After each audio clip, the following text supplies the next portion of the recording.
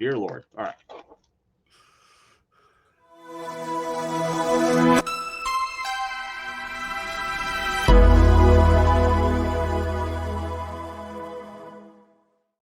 Welcome back to the VHS Vaults. I am VHS Jace, and this is Jason Roy Gaston. And we're smiling for a very good reason, Jason, because we are talking about Total Recall. Well, hold on. I got to do it. Because I got the background. You ready? No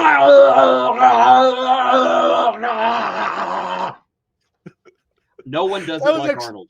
No one. You wait till you see this playback. That was perfect with Arnie's hair just going around your hair as well. It was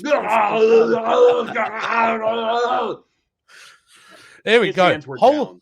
Yeah, nobody like Arnold Schwarzenegger. No one. And this is peak. This is peak. You know, the funny thing about Arnold Schwarzenegger in the 80s, and something that I've come across of recent times, is that a lot of his films from the 80s still hold up. They do. They don't age. You know, bar maybe Running Man. You know, we could probably do a little bit less glowy lights and spandex. But generally, you know, his films hold up. And this is no different, Jace. Like, it's a 34-year-old movie. It looks better than movies that are released today. I'm going to say it. This movie looks better than movies that are released today. Now, I loved the Marvels. I know everybody loves to dump on it. I loved the Marvels, but the special effects in Total Recall are better. Well, they're tangible. There's that tangibility that you have with real effects. I think, and I love it. Ooh, what's going on with my hair? Look at that. I think the brilliance of this film, though, has a lot to be said to the director, Paul Verhoeven. Now, Paul Verhoeven... Can I have the keys to the car so I can get some Doritos? Very evil. My hair's doing weird things today, sorry. So, but directed by Paul Verhoeven. Now, Paul Verhoeven is in his prime, too. We talk about Arnie in his prime. This is the director that had done RoboCop, Total Recall, and of course, in the 90s, Showgirls, and then Starship Troopers. I'm sorry, what? What girls? What girls? Yeah, no, never heard of it. We would blank that one out. But what I'm trying to say is the great thing about Paul Verhoeven, and it's infused in this film, he is a very anti-fascist director. He likes to do satire. Yeah. He likes to comment on the state of the Western world, and this film is no different. And it's brilliant because of it, because he's able to create these kind of scenarios and conversations in a massive blockbuster film. And this film is a blockbuster without question. It is. My gosh. I remember, well, I'm not going to remember right now. I'll save that for later. But yes, it is a blockbuster. This is the blockbuster of the 1990s, in my opinion. Went through a lot of development. You know, hell, basically, it was passed around. Initially written from a short story, which is... I can remember it for you wholesale by Philip K. Dick. Excellent. Fantastic. But the first draft was written by Alien writers, Dan O'Bannon and Ronald Shusett, who did the first draft. So it's got pretty good science fiction roots to it. Now, when they first developed the script, Jason, the studios wouldn't do it because they said it was unfilmable, too expensive. Well, we also have to tell them when this was happening, because this was the 1970s. Yes. It took almost 12 years to get onto the screen. However, it was ended up being financed by the Dino De Laurentiis. I'm going to say it properly. Dino De Laurentiis, yes, entertainment group, who, you know, they were a big, you know, studio of the 80s that eventually went pew, just like Canon. But they produced one of the epics here. And this was a film I remember coming out. Only seeing one little trailer for it, but when I went and saw it, I think my mouth dropped from the opening of this movie, mate. My favorite music and my favorite credits. I just love it. That was Jerry Goldsmith, wasn't it? Of course, the great Jerry Goldsmith. The great Jerry Goldsmith. His best musical score. And I loved all of his work on Star Trek and all of his other movies, but this is a beautiful, adaptable, versatile theme. It is played for sadness. It is played for action. It's played for comedy. It's just so simple and so it just fits anywhere. It supports the narrative so well. It does. It's It's because it mysterious. drives the plot forward so much. And when's the last time you've seen a sci-fi action blockbuster? Forget Dune. All right, we'll put Dune aside. That makes you think. This is an Arnold Schwarzenegger movie that constantly is making you think about what's happening. And even at the end of this film, which we'll get to, it's an ambiguous ending that you can decide. Well, it was ambiguous until the director said what happened. Yeah, but that's his interpretation, you know. But it was a surprising interpretation. We'll get into that later on as we move on. But yeah, Arnold Schwarzenegger in his prime, right? He's looking the best. He's probably become a really good actor at this point. Like this is post Twins, and I think Twins is a good example of Arnold Schwarzenegger showing that he was more versatile than just one-liners. Quite honestly, and I don't know, people may laugh at me for this. I think Arnold's a good actor. Everybody says he's bad. He's not. He does comedy in this movie. He does action. He does romance. He shows versatility in this. Douglas Quaid is somebody who you instantaneously like because he's a playful person who longs for something more.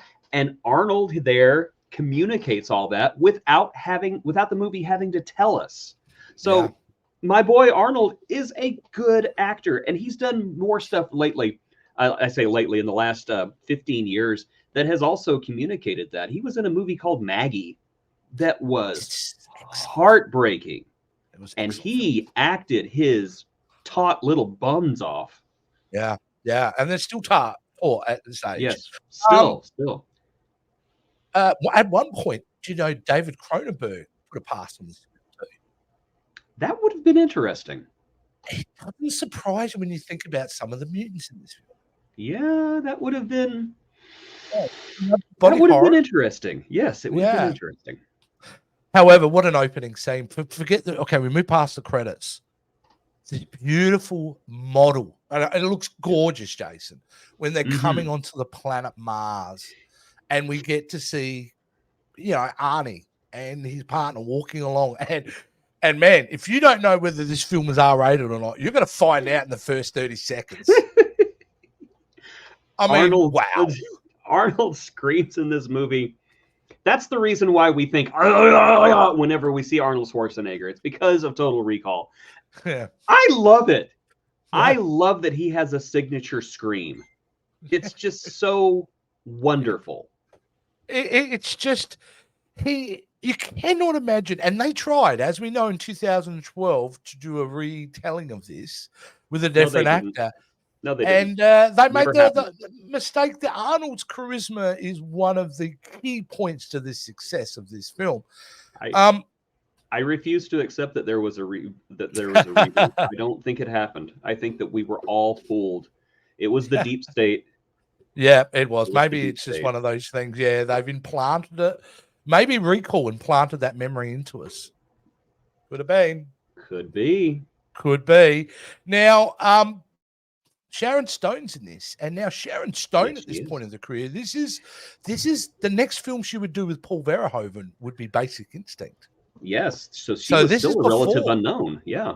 Exactly. And she's really good in this too, Jace. She plays the villainous wife, and I'm sure there are lots of people out there who have been married to villainous wives, so they could absolutely understand this. She's fantastic. Let's go through some of this cast. Michael Ironside in my favorite Michael Ironside role. Yes. Just being amazing. Yeah. He's the angriest cuck in history.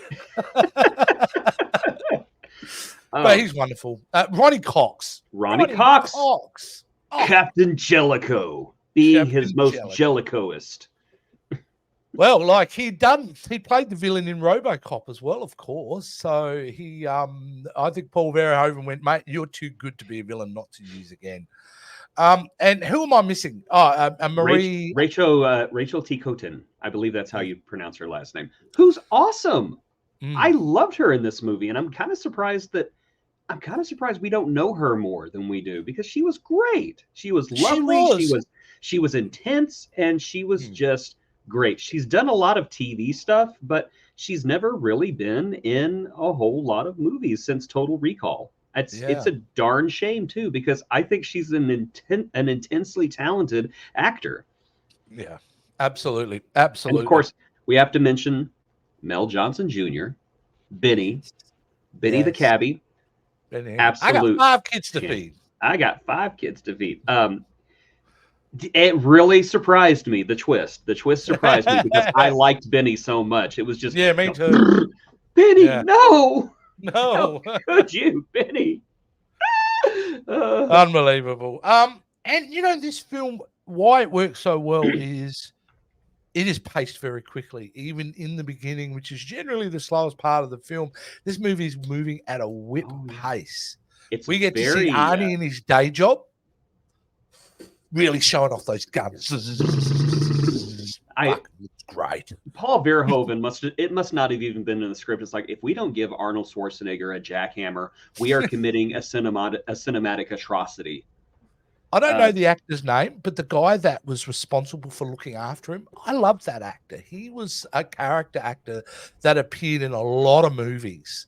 His friend, who ends up not being his friend, of course. Don't mess with your brain, McQuaid.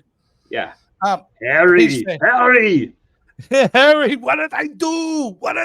Harry? Oh, I love it. But it moves really quick and I think you rightfully brought up in the beginning, this is a man lost. He feels a man out of time and space, and he's looking for answers for Robert Costanzo. I loved that actor. Yes. I always thought he was value when he was on screen. Yep, he's still around. I'm not sure. I haven't seen him in a while. You're speaking of him in the past tense. He is still around. Thank God. Give that man a movie role. Absolutely. But the whole idea of recall, what do you think of this whole idea and concept of the recall? Quite honestly, if I could get memories of a vacation for just $300, I'd totally do it. I'd do it in a heartbeat. I was thinking the same thing. I'd do it because really when it comes to the end of the day, it's the memory. He sold me when he said, we give you the perfect vacation. You're not waiting on things. You're not having any bad weather or nothing. It is the perfect vacation. I'm like, sign me up. Send me on a round the world cruise for an entire month. I want an entire month of memories. You're going to fry my brain? That's okay. I just needed a vacation. It doesn't matter. The level of special effects for 1990, and we kind of brought up, the special effects in this movie hold up. But they were jaw-dropping in 1990.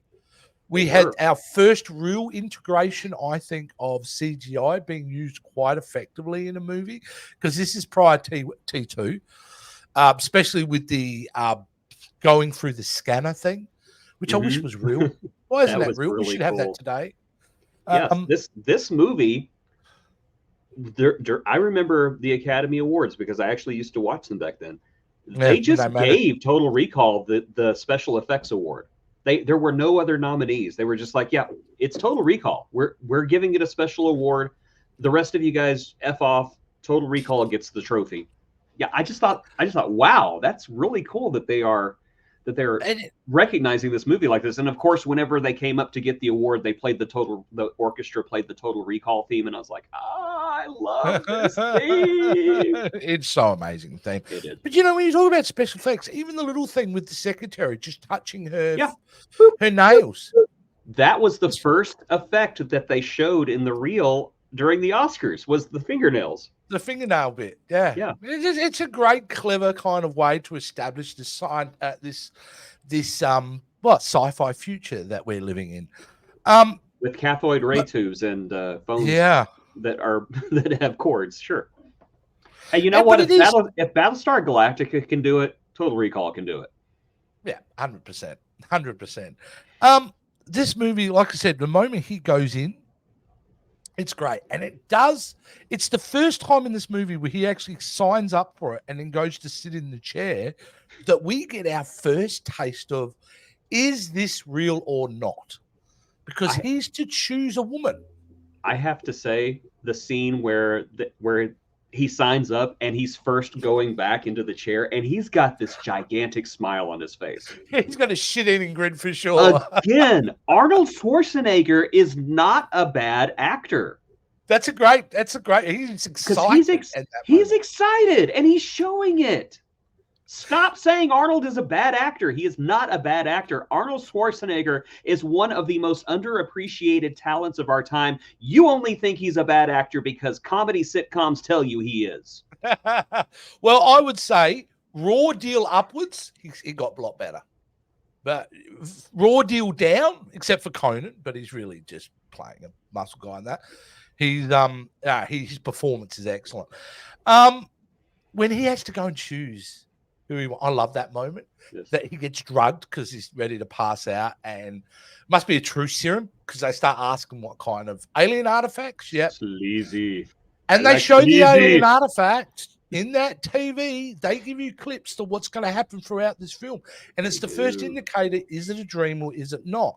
Because he picks out the artifact, and then he picks out the woman. Athletic, Jamila, Salati, and it's her. Yeah, it's Rachel. Well, before they even show the alien artifacts, the one guy, the other nurse in there says, "Oh, that's a new one, Blue Sky on Mars." That's the ending of the movie right there. Bingo. There it is. So it does raise that big question as we go in straight away. But wow, this is the moment the movie takes off because all of a sudden we get just a shot of a video phone with the doctor screaming, and he is going full blowing my cover.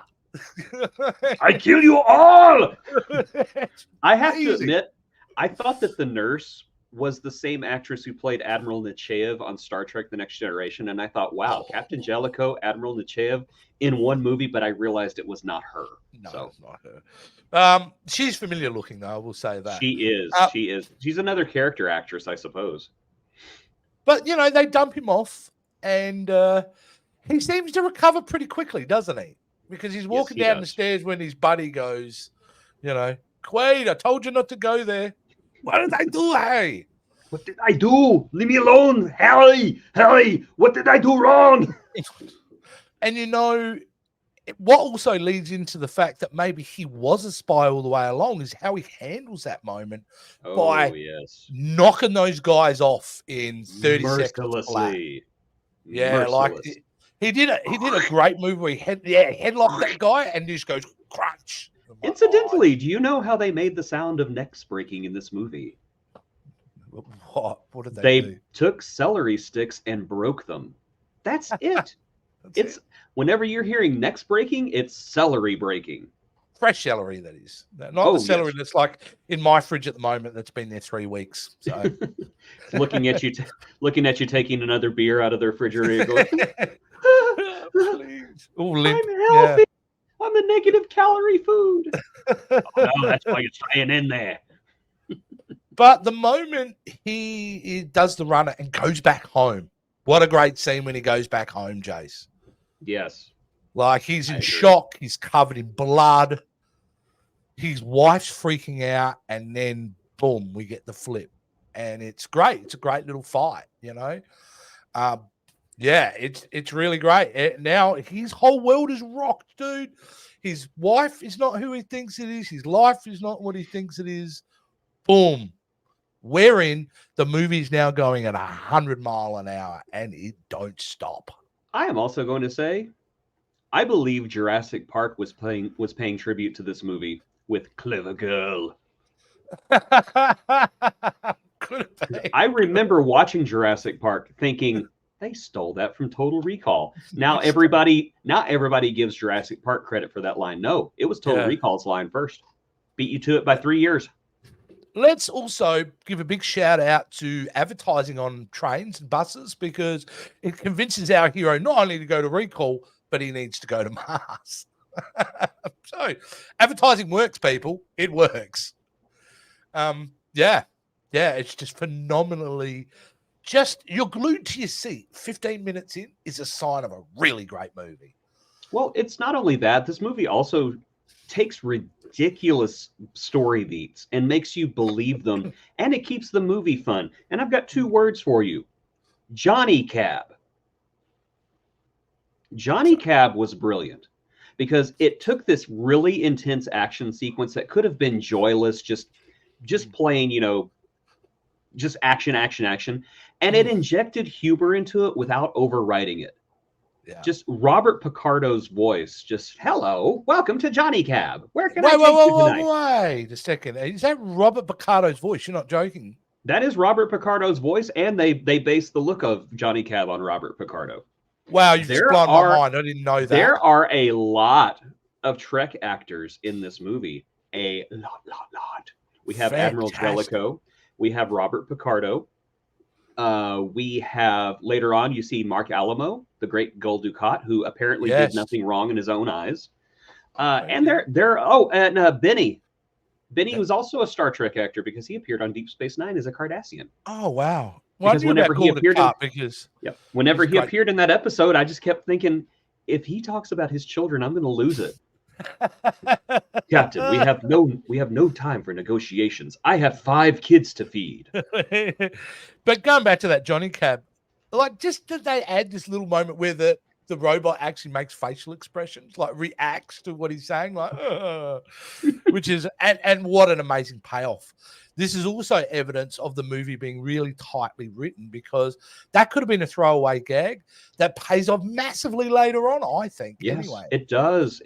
And it was highly prophetic, because although we may not have Johnny Cab's bodies, we do have self-driving cars now.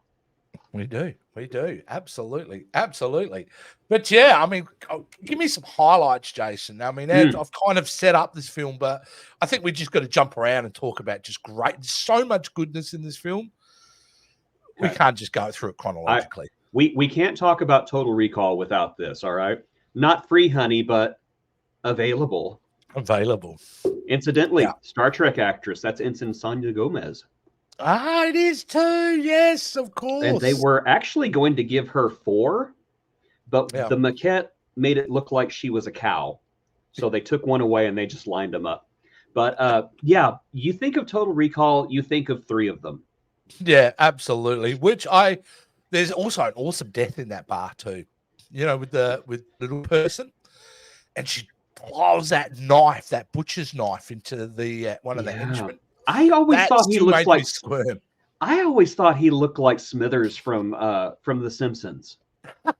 He does. He looks like Smithers. The first time I saw him, I thought, it's Smithers. Simpsons. Yeah. If they made a live action, I know the actor's not with us anymore, but if they made a live action Simpsons movie, he would have to play Smithers. He would have had to have played him for sure. I love the fact that they're using Aliens, the sequel technology with the bug tracing Quaid down, which I thought was a great device to keep us knowing where the bad guys are at any one point and knowing where the hero is at any one point. Yes. And it was like wonderfully done, And of course, if I'm talking about the scanner, I mean, yes, we talk about but we also talk about the removal of the bug, right? I have to do it. Yes, we know it's not Arnie's real head. And the reason is because if today they would have CGI'd it, would have looked fake. But seeing this thing's bigger than a marble coming out of his nose, right? It completely distorts half his face as he's ripping it out. And I just love what the other Quaid says to him. Now stick it up your nose as hard as you can. And you feel it. He jams that thing right up there. When you hear crunch, you have found it. Now get your ass to Mars. And then he throws the thing in a Mars bar for the kids, for the rats. Sorry, not for the kids. I felt so bad for that rat. It was just doing little rat things. He wasn't bothering anybody. But it was really cool. That was overkill, though. Oh, but the bad guys, they're kind of desperate, and that scene showed to me how desperate they were, because the guy was over there, over there. They are not cool, calm, and collected villains here. They know there's a lot at stake, and they better deliver, because Ronnie Cox is not going to be happy. No, he is not. which is really great. And I mentioned about poor Michael Ironside being a simp, but God, it had really added to the movie as well. It's just that little moment when he's talking to her on the video phone and he goes like that over there. That's all he had to do. Yeah, there's And you so went, much in oh, this they're movie. together. Yeah, there's so much in this movie that is shown and not said. And that's the hallmark of a really good movie. Yeah, really good movie. And you know, a film like this, you would expect it to have dips and drops, but it just doesn't. Like, one of my favorite scenes of all time is the doctor coming in and trying to convince him that he's currently going through a psychosis and he's still at recall. Yes. That is a wonderfully performed scene. It and I love really that is. Roy Brocksmith. Again, a character actor who unfortunately has taken his final bow on life's stage. But my gosh, you never knew his name, but you certainly knew him.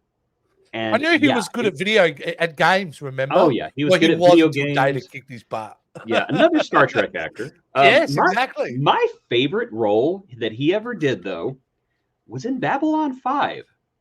Because he played a monk 1,000 years in the future. And he's talking to this other monk, and they're talking about their beliefs and everything. And it turns out he's like not really a monk. He's this thing called a ranger, he's basically like a undercover agent for a higher technological deal. And he's making a recording the whole time. And I just loved him in that role. And I think that was one of his last ones, if I remember correctly.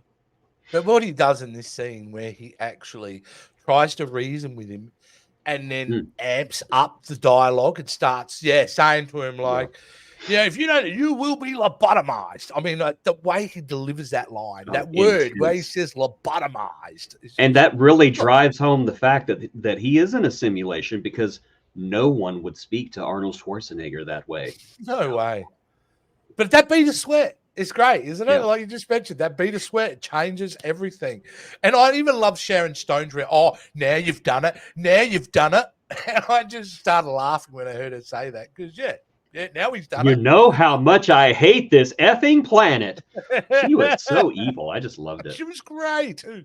Sharon Stone. I don't know what her memory was of this film, but I hope she enjoyed it, because I hope she did too, because she stole every scene she was in. She did.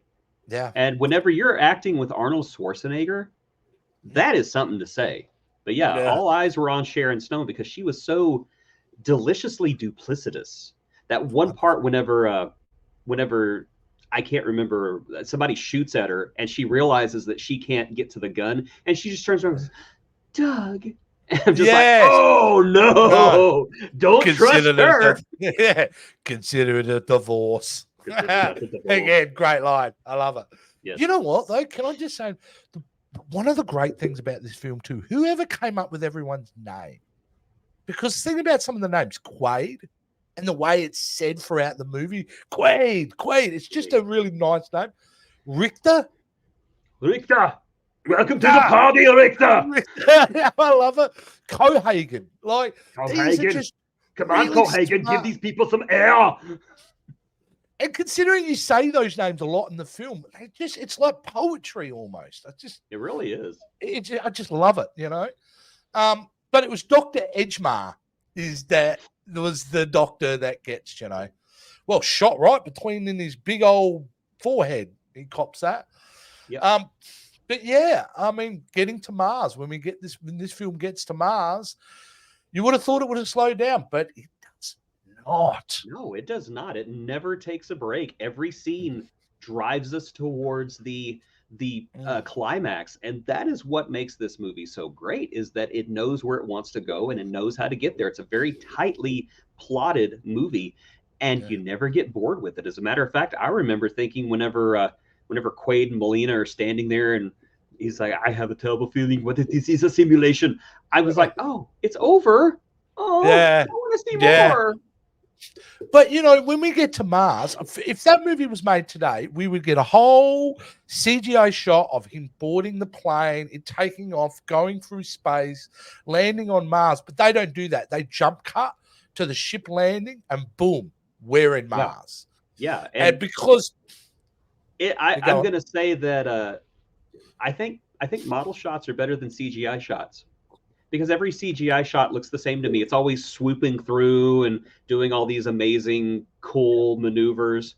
But whenever you're looking at a model shot, it's kind of static. It moves a little bit. To me, it looks like a realistic way you would shoot a real location.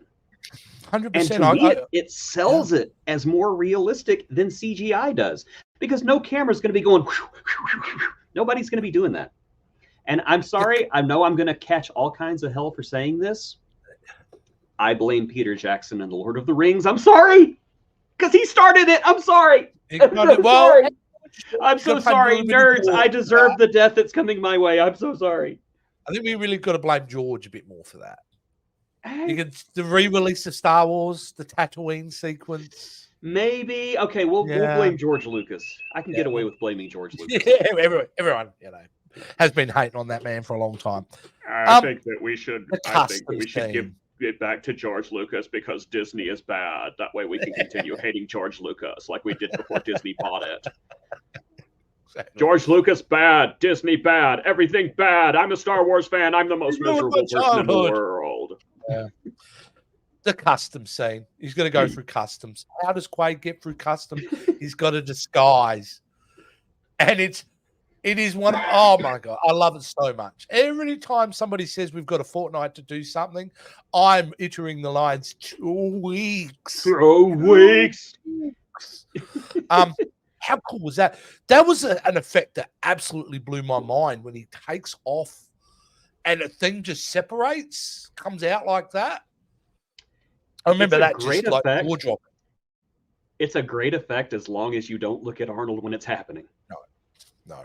Because it is the puppet, the maquette, whatever you want to call it, the mask looks fine in every scene except that one. Yeah. That one was really bad. But I think you're right, though. You get away with it because the first time, because you're just watching the mask unfold. You're not really focusing your eyes on Arnie. We do that. And my gosh, that mask coming apart and going back together, it was seamless. It looked CGI. Yeah, it was so great. I loved it. I love this movie so much. I want to watch it again. It is one of the best science fiction movies of our lifetimes. I agree. I'm not going to argue with that. I'd like to, but I can't because you're right. You can't. And if you don't agree, you're wrong. You're wrong. Wrong show. But what was it going to say? It's the right sentiment, though.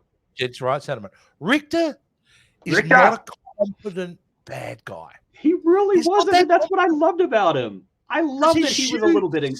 Yeah, he's an idiot. He blows out the bloody window. Yeah. And all he wants to do is shoot Arnold. And I honestly think the one part about this movie that bugged me was that they were erasing Quaid and they were bringing back Hauser. Mm-hmm. And it's at that point that Michael Ironside goes up and says, "You have to make a decision." And Admiral Jellicoe says, "Kill him. It's about time." I'm like, why? Why are you going to kill him now? And then it hit me. Michael Ironside had been bugging him all day, and he was tired of it. Can I kill him now? No. Can I kill him now? No. Can I kill him now? No. Can I kill him now? No. Can I kill him now? No. And finally, it was like, fine, kill him. Okay. I also thought it was the fact that he's a jealous man, and he was not happy his wife was partnering up with him. No, I think that was really eating at his soul.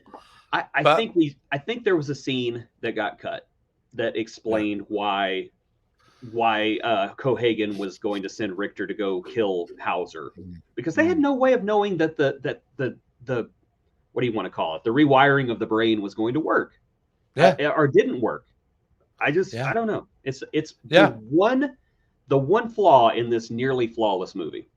Yeah, I would say you don't, but the movie moves so quick. You're not really spending a lot of time thinking about it, honestly. Yeah. That's something we're thinking about it because we've both probably seen it 30, 40 times. Or more. Or more. Yeah, absolutely. Another, like some of these highlights, there's so many highlights. It feels like no matter what we say tonight, Jason, we cannot give this film enough justice.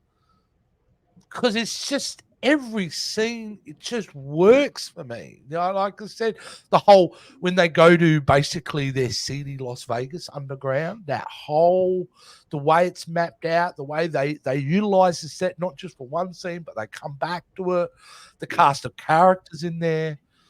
And why it works, because you're going to all these radically kind of strange ideas and things like that. It's just he is just constantly running. He doesn't have time to process anything. Yeah, and the sets make it feel so real because they are practical and they look like that they would be an actual location. The Hilton, for example, I don't know why, but whenever he goes to the Hilton, it's like a Hilton light. And I thought, you know what? On a space colony, that's probably how they would do it. They would have like a very small lobby and like, all the rooms just above it. Yeah. I don't know. There was some added sense of realism because of that. And Venusville looked amazing. Customs looked amazing. All of it just looked outstanding. On the mutant makeup is exceptional, Jason. Yes.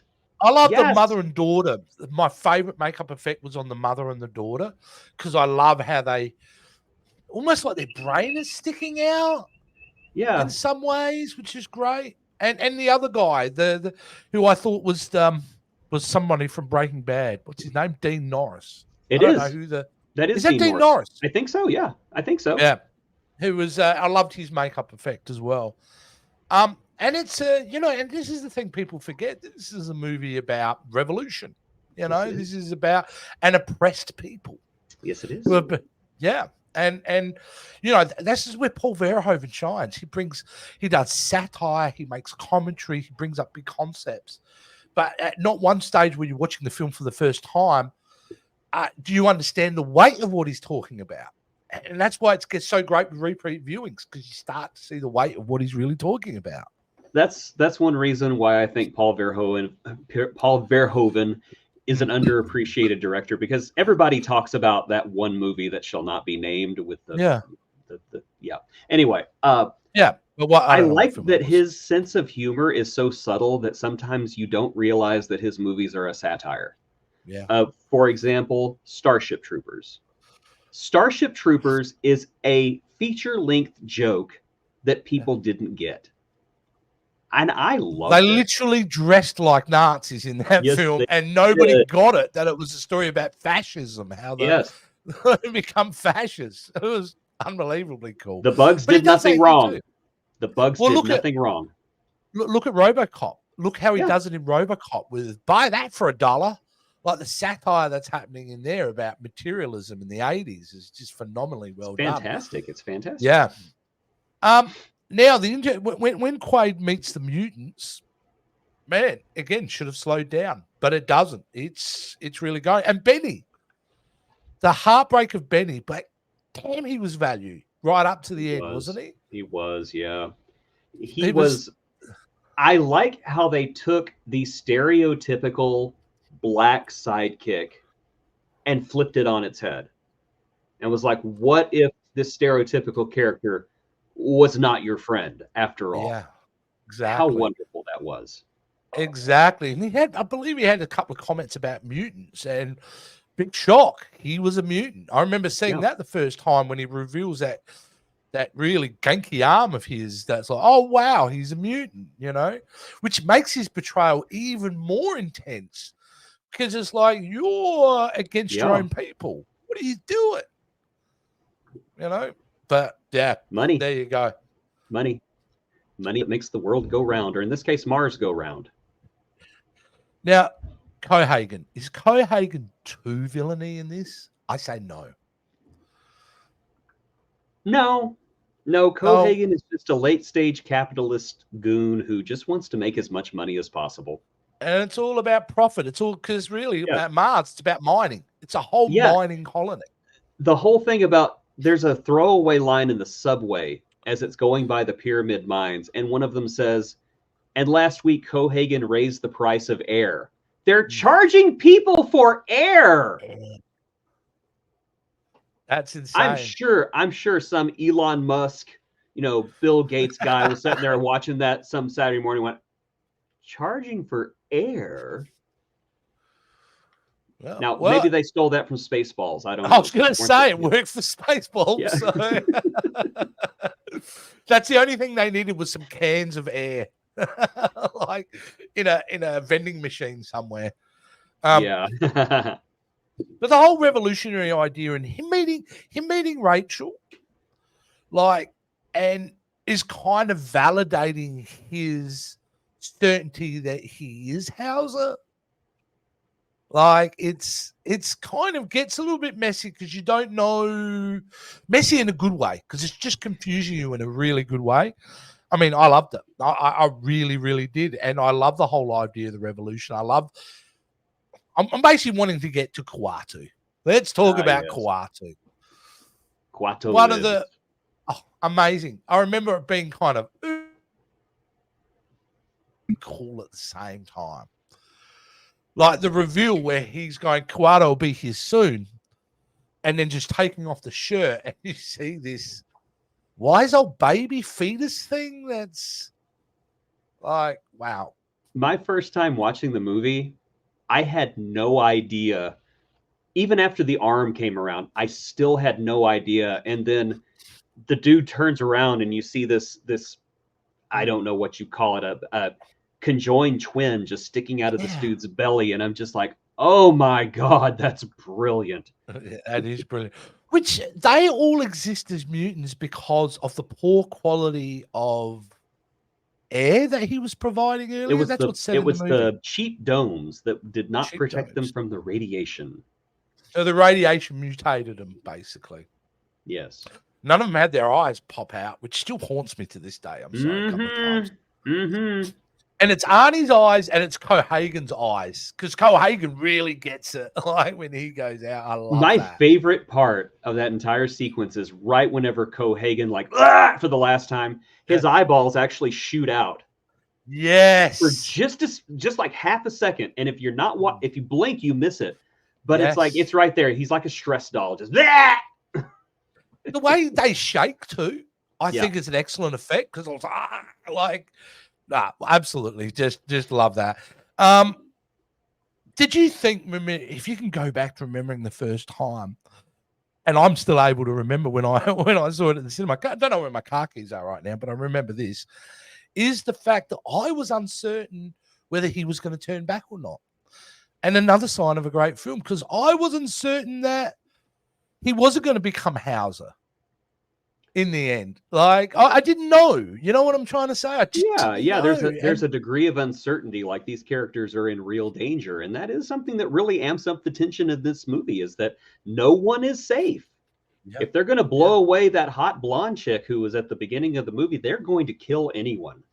They're going to kill anyone. Oh, yeah. You know, when you talk about level of violence, too. Oh, the level of violence is cartoony. Is awesome. And even in the beginning, early on in the film, where they try to shoot him when he's on an escalator, they shoot a guy. So Arnie uses him as a meat shield.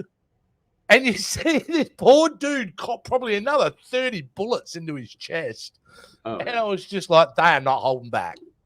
That poor guy probably has like 5 kids to feed at home, too. Mommy, when is Daddy coming home? I don't know, dear. He's usually home by this time after he goes and donates toys to the orphanage. Can this film be made today? If they made this film today, do you think they would do that level of violence? Probably not. You know what? They would PG it, right? They would PG-13 this movie. There would be lots of long, overly complicated CGI fly-throughs of the Mars city. I just don't think it would have the same impact. Total Recall happened at just the right time in movie history to become as awesome as it is. And Hollywood, why not? Why not do this again? Let's do this again. Then. Yes. And the investment in the budget's weird, because I say it's between $48 to $80 million movie. Gross domestically, $261 million. That is a massive hit on any dollar bills, yo. Yep. Yeah. Which meant people weren't just going to see it once. They were going back multiple times to this movie. Ew. You know, if they would make this movie today, it would have The Rock in it. It would. Ew.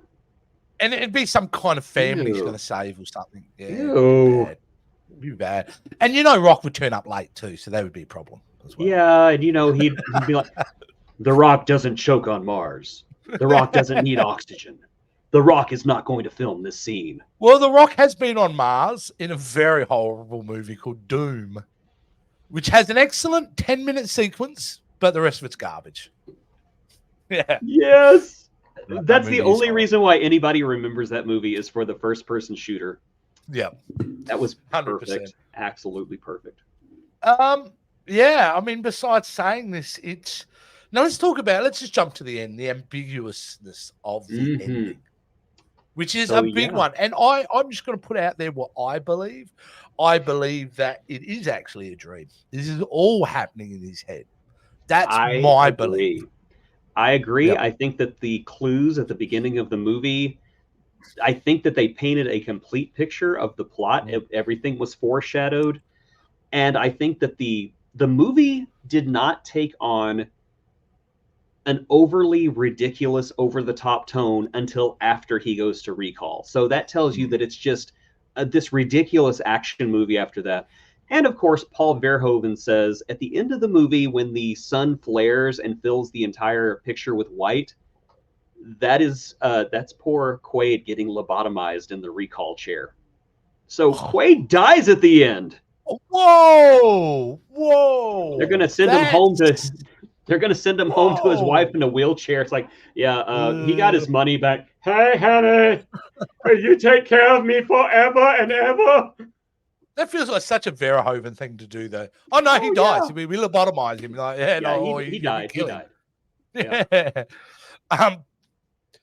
To watch a film 34 years later and go, like you, why are we not getting these type of films today?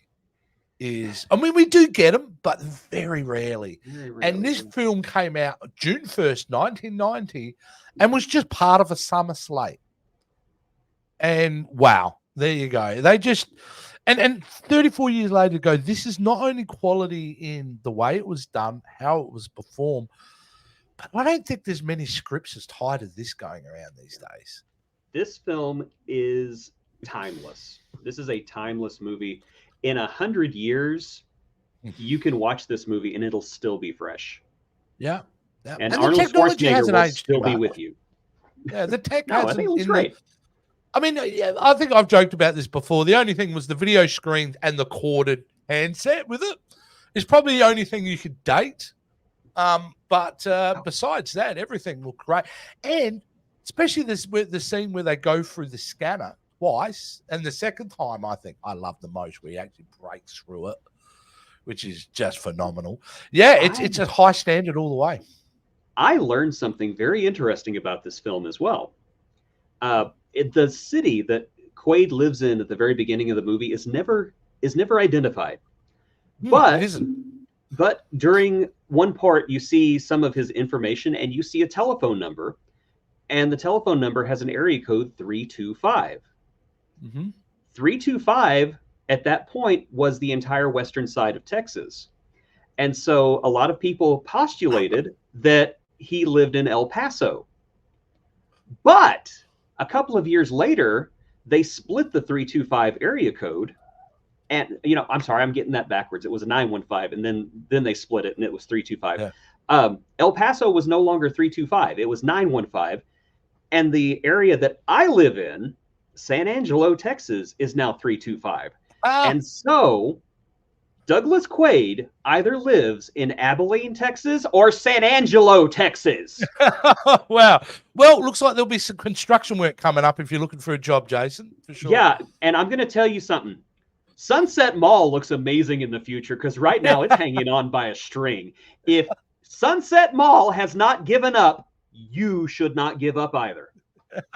Is that where they filmed? Because that building, especially they use that so well. That is used multiple times throughout this film. It is a subway station in Mexico City. Okay. All they did was replace all the signs with English, and they just filmed in it as is. And it's a retro futuristic looking structure. Yeah, so it's an ageless looking structure. Yeah. It's cold and grey and lots of concrete. Yeah, looks perfect. Isn't it strange how the movie does not really get any color until he gets in the recall chair? Very true. That's another indicator, dude. That is Yeah. another indicator that he's in a dream state, right It's there. almost like it's the Wizard of Oz, isn't it? When Dorothy goes to Oz, everything goes into color. My gosh, I'm making some good observations today. I deserve a cookie. 100%. Well, the film is very There is. And I would love to see Arnold Schwarzenegger do the Wizard of Oz personally. I would love for him to play he's Dorothy, but nobody says anything, nobody says he doesn't look like. No, everybody just accepts that he's Dorothy and they just redo the movie, but Arnold Schwarzenegger is Dorothy. That's it. Like all of it. Like the whole thing. The whole thing. Auntie M. Where are you, Auntie M? And he clicks his heels 3 times at the end. I click my heels 3 times. You're just a mean witch, aren't you? You're just a mean witch. I didn't mean to. Oh my God, flying monkeys. I didn't mean to do it. There was just water in his pocket. I didn't mean to. But every now and again, he throws in one of his famous lines. Like, hasta la vista, baby. You are not the wizard. You are just an old man. That's got to be Tom Arnold playing the wizard, by the way. I don't know more to say about this film is that I absolutely adore this film. This is one of the greats. It is probably my top 3 action films of all time. I'd have to say that Die Hard's up there. That's up there. T2's probably, they're the trilogy from that decade that are just stellar action films. This was back when Arnold Schwarzenegger could not do any wrong because we got this movie and then we got T2 and then we got True Lies. That little film? Yeah, that little film. So Arnold Schwarzenegger was at the top of his game, and this was just a quality movie. This is one of the best science fiction movies of all time, and we need to stop being stuck up and just accept it. It should be up there with 2001 because it is just that darn good. Now, you listed some movies. He did this. He did T2. You said True Lies, but you are missing the one in between. And that is Last Action Hero, which I love. I did when I first saw it, and I still love it today. I didn't like it the first time I saw it because I think that the tone of the movie kind of threw me off. But the second time I watched it, I thought, this is actually really clever. I like this. It is clever. People don't see it like that. He is lampooning himself. And that's another reason why Arnold Schwarzenegger is one of the great underappreciated talents of cinema, is that he knows who he is as an actor, and he was able to take that apart and amplify it for that movie. And that was perfect. It was perfect. It was made at the perfect time too, and directed really well by John McTiernan too, was a director I loved from the 80s. He did Predator and we may have to do that movie one of these days. I think we may have to do like an Arnold Schwarzenegger month or something, Oh, like welcome to October. Look, I'll even defend Eraser. I'll defend Eraser, and I can tolerate End of Days. Like, I'm in the whole hole with Arnie, I'm trying to think of a movie that was like genuinely bad with Arnold Schwarzenegger, and I'm tempted to say Batman and Robin. But if you watch Batman and Robin, Arnold is having the time of his life. He's the best part. He knows the movie sucks, but he knew he was having a good time. I'm going to buy a private jet. And he knew he was making a Batman 66 reboot. Oh, he knew it. And he enjoyed it. Schwarzenegger understood the assignment. Yeah, understood it for sure. So I don't know. If there a bad Arnold Schwarzenegger movie, tell us in the comments below. Or maybe Hercules from New York. Oh, we're going way back then. That was still good. It was still fun. Especially the voice. Hello, I am Hercules, and I am in New York. This is what I sound like. Remember that film he made with Michael Douglas, and it was like a Warner Brothers cartoon. It was a Western where he played the good guy. Do you remember that? I don't. I've got to find. I know someone out there knows the movie I'm talking about. I think it was made in Arnold 79. Schwarzenegger movie. I don't know. No, I'm going to bring it up right now. It's worth bringing it up. And while I bring it up, give us some final thoughts on what you thought of Total Recall.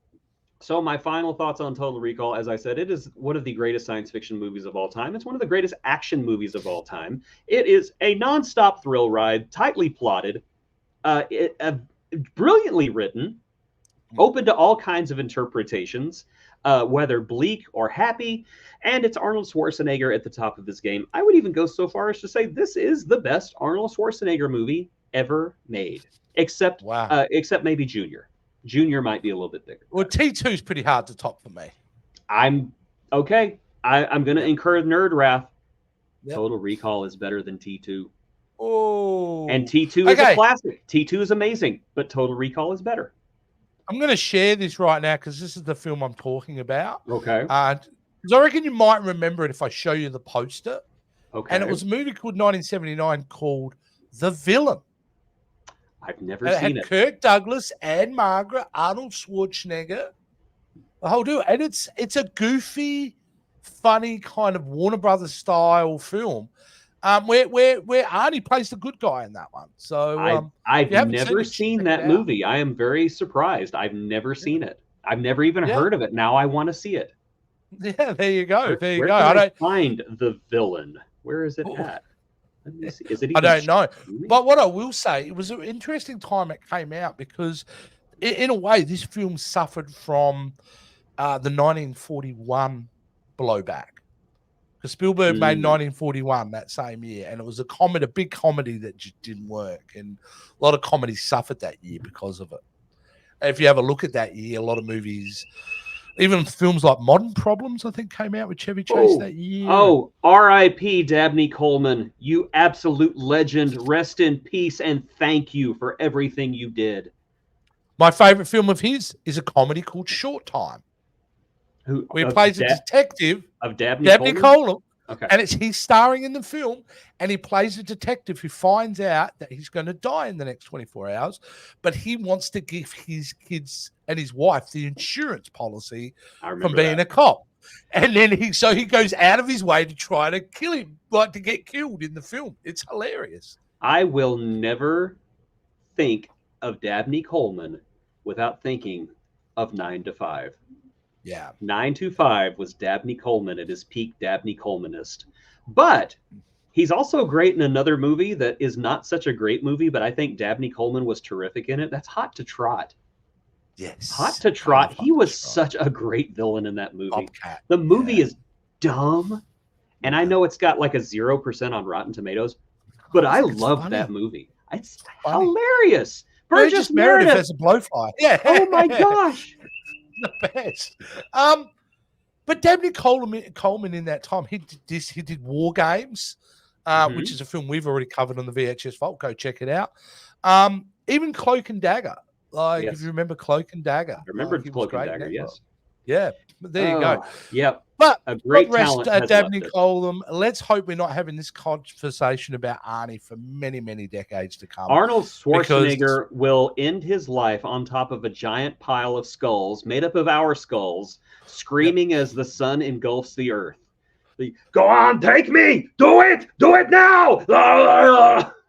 There are two films that I wish that had come through. Remember, he was going to do The Last Crusade. Not Last Crusade, was it called The Crusades? That was being developed with Paul Verhoeven for years. And he was going to go and do that. And I think it was his heart was the problem why he couldn't do that in the end. I believe so. Because he had a heart issue. Yeah. And another one is, and there's still time, is we need King Conan. We need that King film. Conan. We need it. Yeah. Give it to us. 100%. Give it to me because now. He's perfect age. He's a perfect age. Conan. Did you see the Netflix series? It wasn't great, but he was great in it. Fubar with Arnold Schwarzenegger. I don't think I caught that one. No, but it's just, he's great. Like he's got so much energy and vitality for a man of his age. It's really impressive. Well, okay, Terminator Dark Fate was not a great movie, but by God, Arnold Schwarzenegger was terrific in it. I love the fact that every time he comes back to play the Terminator, it is a different character. Yeah. No one appreciates that. I like that character because it was him trying to make redemption. Yeah, it was an interesting idea seeing a Terminator trying to redeem himself. Yeah. What does a Terminator do once it's terminated?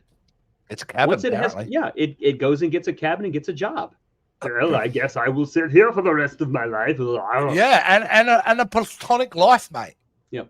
Did you ever see Terminator: The Sarah Connor Chronicles? Yes, of course. I love that. My favorite episode of that series is about the Terminator that gets sent back in time, and he arrives his arrival is off, and he arrives like 70 years too early, so he's in the 1920s. Yeah, I do remember that episode. He accidentally kills an architect, and so he has to assume the role of the architect, so this building will be built so that he can put himself in a wall so that he can burst out in 70 years to kill somebody. I love that. It's a great idea. So great. And even the Terminators have to be responsible for the timeline. I just think it's brilliant. You know? I loved it. It was great. This is a wonderful film. I'm so delighted we got to talk about this one, Jason. It's fantastic. Was this a recommendation? It's a super recommendation. You know, a few weeks ago, we said, you know what? We need to keep the VHS Vaults episodes to 10 or 15 minutes. It's been an hour and 29 seconds, 30 seconds, 31 seconds, 32 seconds. We've just gone on and on. This has just been a love fest. But you know what?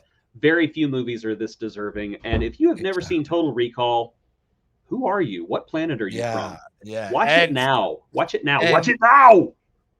God forbid you've seen the 2012 one and never seen this one. Please send us your number. We will send some people to kidnap you and deprogram you. Yes. Or maybe a couple of men in black to point that little thing at you. So yes. If you have only seen the 2012 version of Total Recall, watch this one because it is so much better. So much better. All right, well, that's it for that, Jason. We've got to move on because this is not the final VHS Vault. We've got a lot more to talk about. Now, there has been some conjecture in the chat that what we would be doing next. I believe our favorite Patreon thought he was being very clever in picking out what we'd be doing next. He thinks it's Chucky, Jason. Okay, so it's no secret that both Jason and I do love Chucky, but unfortunately it is not Chucky. Chucky did not get lucky this time, but somebody else did, or rather two somebodies got lucky this time. There Predator it is. versus Alien. Alien versus Predator. Isn't it weird? Isn't it weird because both of them are aliens and both of them are predators, so we never know who we're talking about when we say Predator versus Alien. Well, that's one of the films that we're going to discuss, but we are going to go through the entire Aliens franchise and the Predator franchise, covering all the movies, including Alien versus Predator 2, Requiem. Some of the Predator movies I've never seen.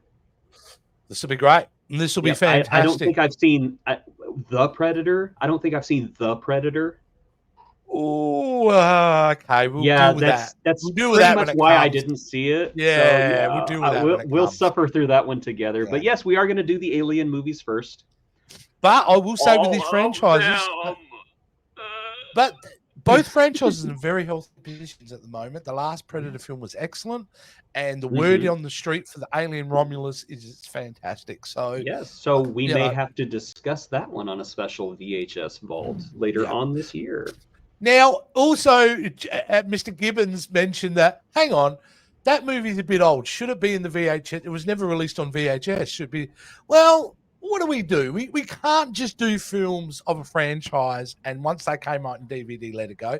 We got to do the whole lot. Yeah, besides, we bandied about DVD dudes and Disc Dungeon. Blu-ray bitches. Disc Dungeon. Apparently, some douche owns that one. Don't know. So yeah, we'll have to. It's just going to be the VHS Vault, and you're just going to have to suspend disbelief, like you suspended disbelief when Arnold Schwarzenegger went to Mars. Didn't have a problem with that, did you? James isn't wrong though, because in some way he isn't wrong because he thought we were doing horror film, and I would argue that this film is absolutely horror more than sci-fi. I think sci-fi is just doesn't that look like it says Alien? Yeah. Yeah, you can never unsee it. It's Valiant. Yeah, it is 100% Valiant. Sounds like one of those cheap knockoffs they did, like Extro and things like that. Come, we must fight the Valiant. Either way, that's a horror film. It's the Predators. They're coming. I'm really excited to get back into that because that film terrified me as a child. So Me too. can't wait to see it. And I'll even put it out in Front Street. I've seen it in the last few years. I'm a big Alien 3 fan, but we'll get there in a few weeks. Well, what about 6 weeks? We'll get there. But Alien 3, I kind of like.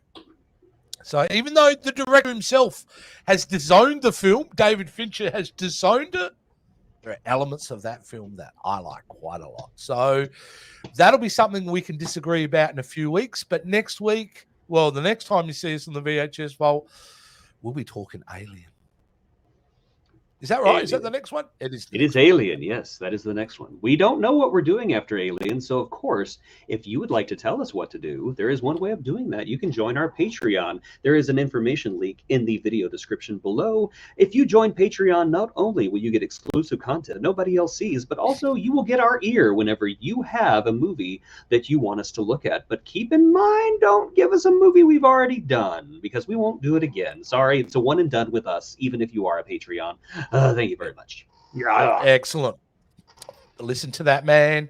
All right, we're out of here, guys. Thanks for hanging out for a super long VHS Vault, but I'm sure you've enjoyed as much as we have talked about it. So we'll catch you guys next time on the VHS Vault. You